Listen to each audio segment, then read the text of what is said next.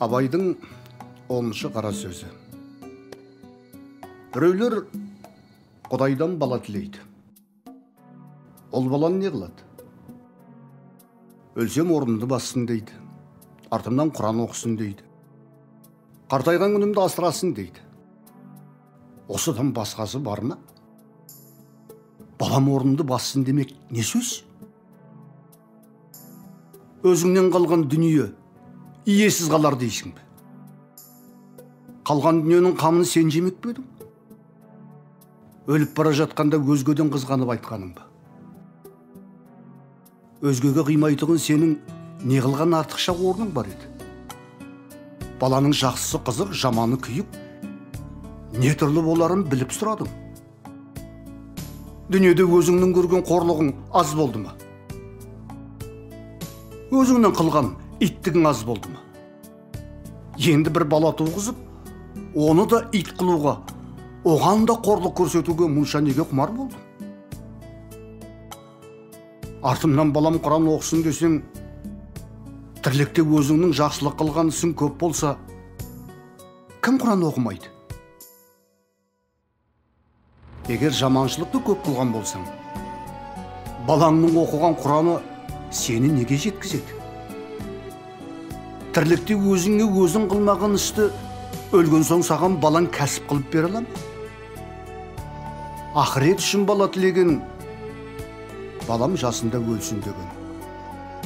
Егерде ер жетсін десең, өзі ер жетіп ата-анасын тұзақтан құтқарарлық бала қазақтан туар ма екен?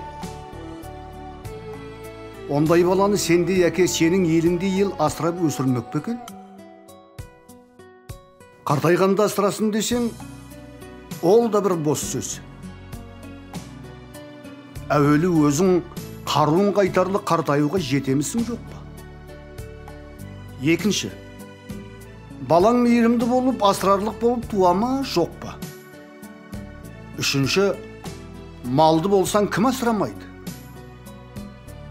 Малың жоқ болса, қай асырау толымды болады? Баланың мал табарлық болары, мал шашарлық болары, ол да екі талай. Хош, Құдай тағала бала берді. Оны өзің жақсы асырай білесің бе? Білмейсің. Әуелі өз күнәңді өзің көтергеніңмен тұрмай, балаңның күнәсіне тағы да ортақ боласың. Әуелі балаңды өзің алдайсың. Әне, оны берем, міне, мұны берем деп, басында балаңды алдағаныңа бір мәз боласың, соңыра балаң алдамшы болса кімнен көресің? Боқта деп біреуді боқтатып, кәпір қиянқы осыған тимеңдерші деп, оны масаттандырып, әбден тентектікке үйретіп қойып, сабаққа бергенде молданың ең арзанын іздеп, хат таныса болды деп, қу сұм болды деп, пәленшенің баласы сені сыртыңнан сатып кетеді деп, тірі жанға сендірмей жат мінез қылып, осыма берген тәлімі. Осы баладан қайыр күтесің бе? Және мал тілейсіңдер. Неге қырық қылайын деп тілейсіңдер? Әуелі Құдайдан тілейміз. Тілейсің. Құдай берді, бергенін алмайсың. Құдай тағала саған еңбек қылып мал табарлық қуат берді. Ол қуатты адал кәсіп қыларлық орынға жұмсаймысың? Жұмсамайсың.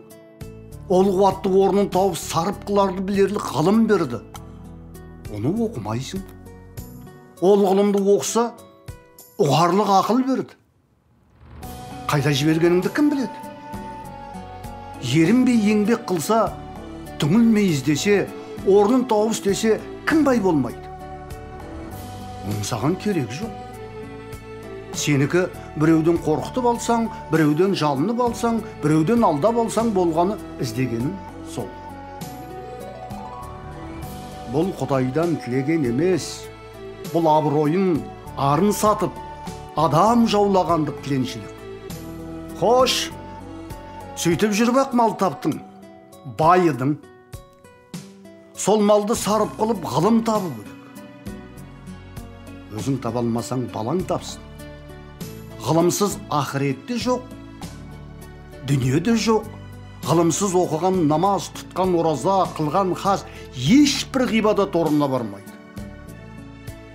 Ешбір қазақ көрмедім, малды иттікпен тапса да адамшылықпен жұмсаған.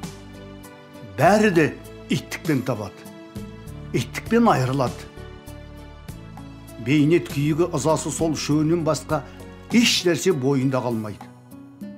Барында баймын деп мақтанады, жоғында маған да баяғыдан мал бітіп деп мақтанады. Кедей болған соң тағы қайыршылыққа түседі.